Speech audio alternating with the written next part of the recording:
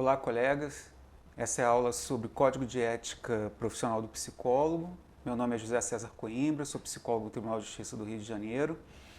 E a ideia é que a gente possa seguir literalmente com comentários, os artigos do Código, colaborando aí para o sucesso de todos vocês.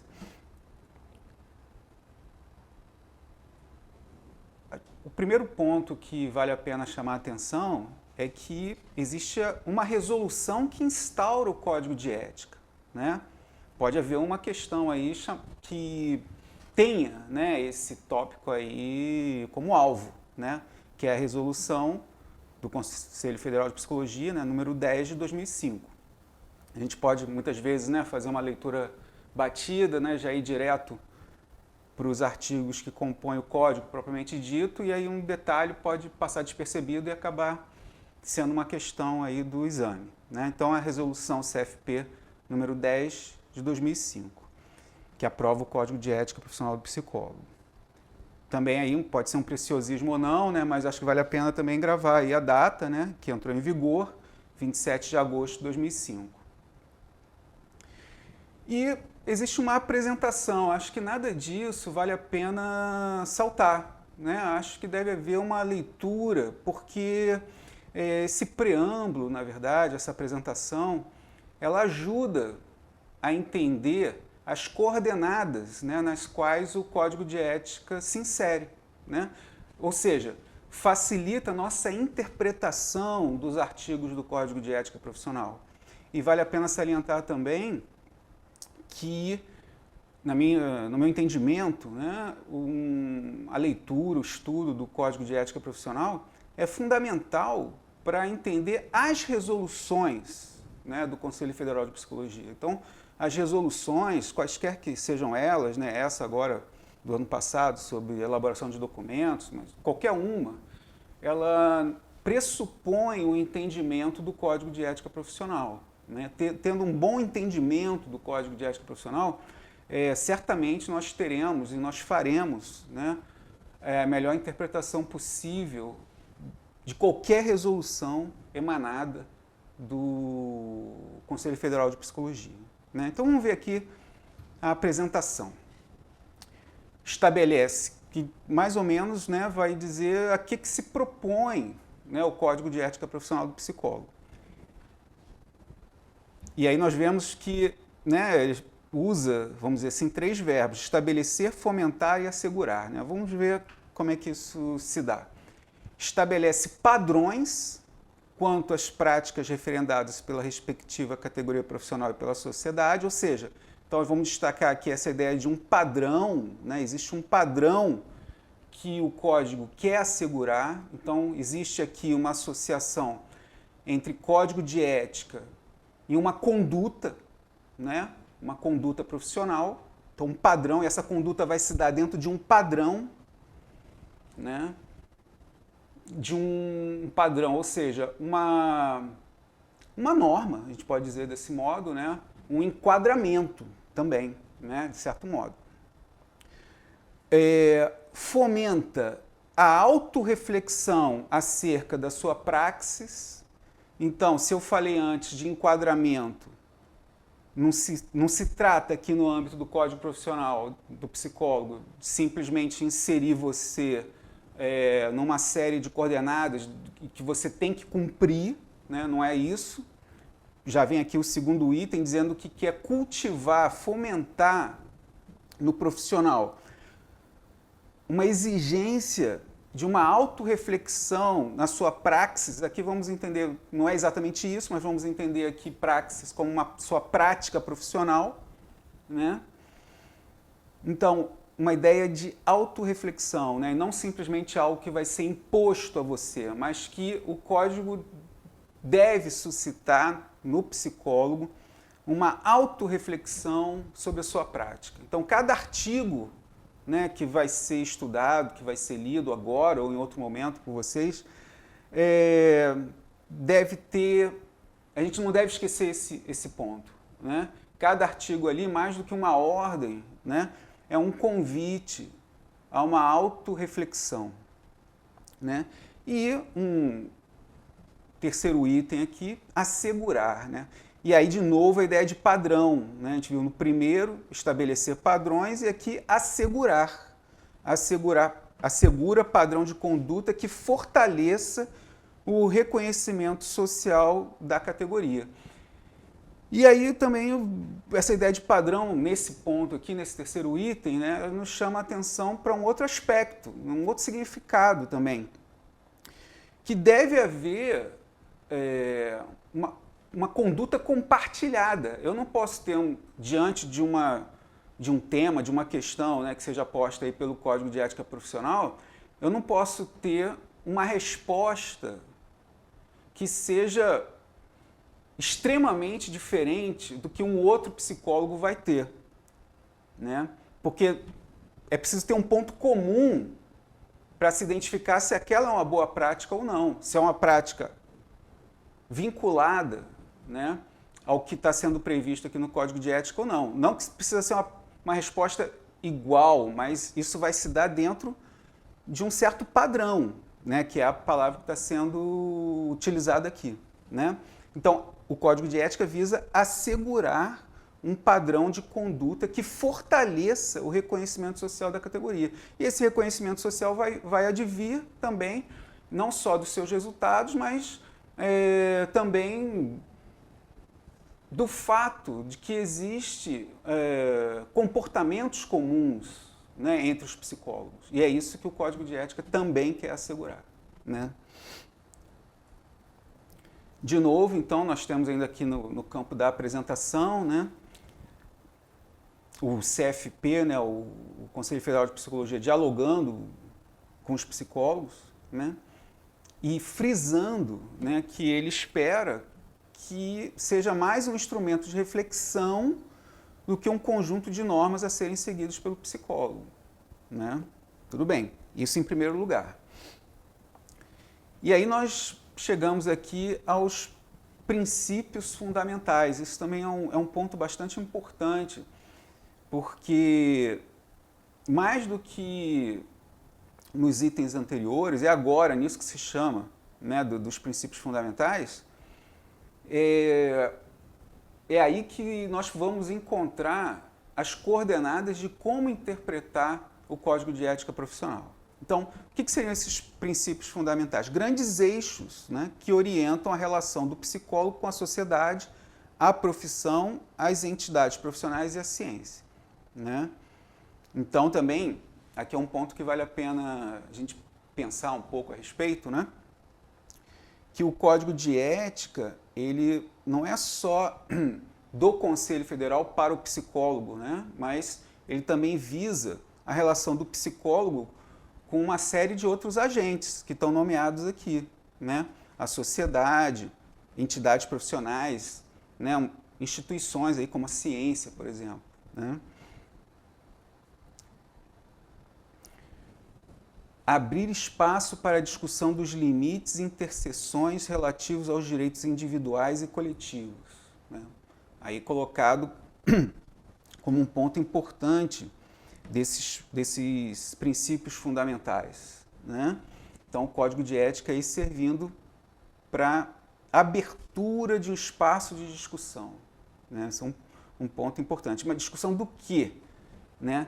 De limite, e aí limite também, a gente pode estar fazendo uma associação com o que a gente falou antes de padrão, né? Padrão e limite, e interseções, né? Interseções.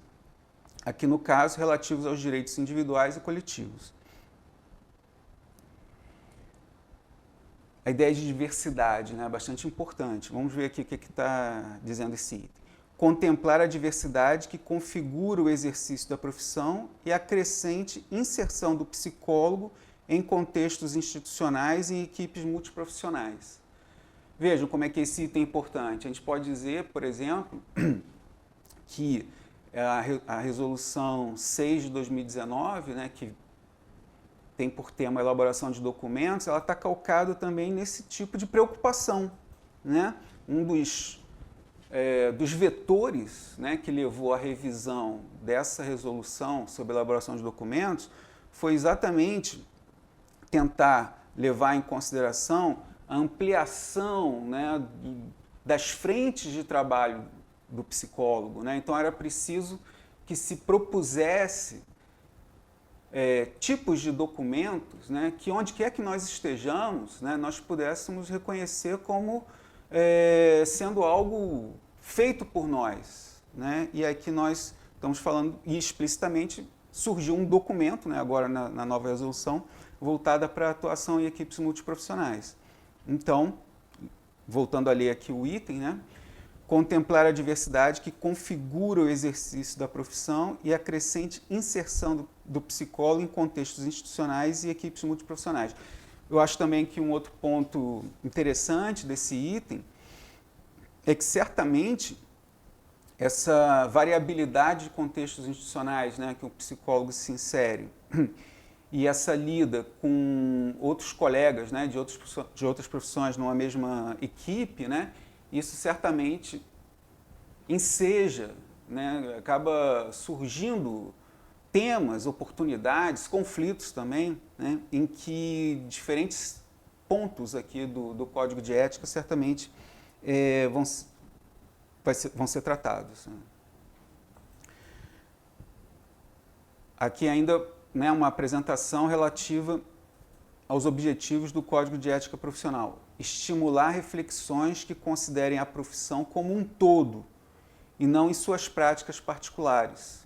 Então, de novo, a ideia de estimular a reflexão, né? A gente tinha visto já por 2 vezes autorreflexão e, de novo, essa ideia de um documento, né? Aqui no caso o Código de Ética Profissional, que não apenas seja entendido como uma norma a qual você tem que submeter, mas também um instrumento, né, para reflexão sobre a prática. Né. E aí começa agora uma enumeração, né, dos princípios fundamentais propriamente ditos. Né. Então, o primeiro, né, o psicólogo baseará o seu trabalho no respeito e na promoção da liberdade, da dignidade, da igualdade e da integridade do ser humano, apoiado nos valores que embasam a Declaração Universal dos Direitos Humanos. Então, essa ideia de que onde quer que o psicólogo esteja inserido, né, qualquer que seja a sua frente de trabalho, deverá haver, né, esse respeito e a promoção. Né? Não é simplesmente algo passivo, né? Não é simplesmente ali um respeito diante de alguma coisa, mas algo ativo. Né? Ou seja, a sua atuação deve promover, né, liberdade, igualdade, dignidade, integridade, né, do ser humano. E aí tendo como referência, né, a Declaração Universal dos Direitos Humanos, onde todos esses itens, né, estão contemplados. Né.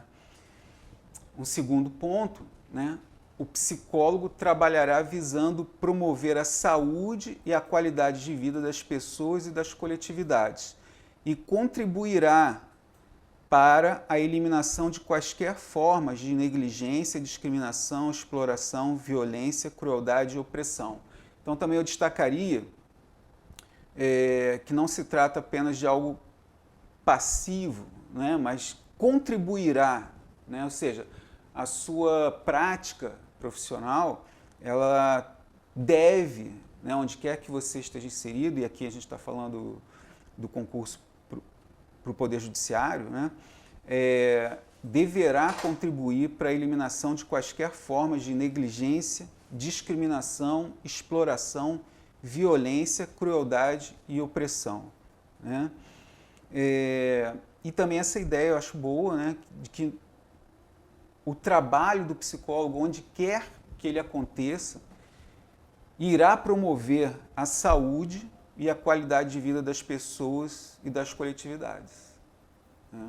Então, mesmo lá no judiciário, mesmo lá você elaborando um documento psicológico, né, que vai ter como um primeiro destinatário uma autoridade judicial, o juiz, ou você eventualmente atuando não no judiciário, né, mas num tema conexo aí como assistente técnico, elaborando um parecer.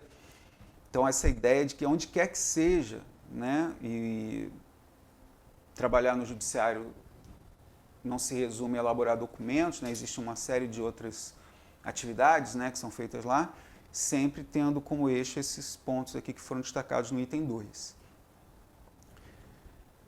O terceiro item, né, o psicólogo atuará com responsabilidade social, analisando crítica e historicamente a realidade política, econômica, social e cultural. Né? A gente vai ver que, particularmente, esse item 3, né, ele vai ao encontro de diferentes formulações que o Código de Ética vai nos apresentar na sua sequência, particularmente aqueles pontos que vão tratar do tipo de demanda, né? No sentido de que, ainda que nós devamos estar atentos às demandas recebidas, né? A própria demanda, a gente vai ver isso mais à frente, ela é sempre objeto de algum trabalho, né? De algum tipo de trabalho da nossa parte. Né? Então, o psicólogo atuará com responsabilidade social, ou seja, não restrito ali ao alcance imediato do seu trabalho, né? Algo mais amplo. O psicólogo atuará com responsabilidade social, analisando crítica e historicamente a realidade política, econômica, social e cultural. O item 4, o psicólogo atuará com responsabilidade por meio do contínuo aprimoramento profissional, contribuindo para o desenvolvimento da psicologia como campo científico de conhecimento e de prática. Aqui eu destacaria essa ideia que o Código de Ética está nos trazendo, né? Ele falou de reflexão, autorreflexão, e agora falando da necessidade desse contínuo aprimoramento profissional, né? Então algo que não tem fim, não é isso? E ao mesmo tempo em que você se aprimora profissionalmente, você contribui para o desenvolvimento da psicologia como campo científico de conhecimento e de prática. Então, aí também afirmando essa ideia da psicologia como uma ciência. Né? No item 5, o psicólogo contribuirá para promover a universalização do acesso da população às informações, ao conhecimento da ciência psicológica, aos serviços e aos padrões éticos da profissão. Né? Então, esse ponto também eu acho bastante importante, né? Porque seja lá o que nós fazemos, né, em qualquer que seja a frente de trabalho em que nós estejamos inseridos, né, o Código de Ética Profissional está chamando a atenção de que, para além do efeito imediato da nossa atuação, né, a cada vez que nós intervimos, nós estamos também transmitindo para o outro o que é a psicologia. Né, e existe uma responsabilidade nisso. Né? Então, eu vou ler de novo aqui. O psicólogo contribuirá para promover a universalização do acesso da população às informações, ao conhecimento da ciência psicológica, aos serviços e aos padrões éticos da profissão.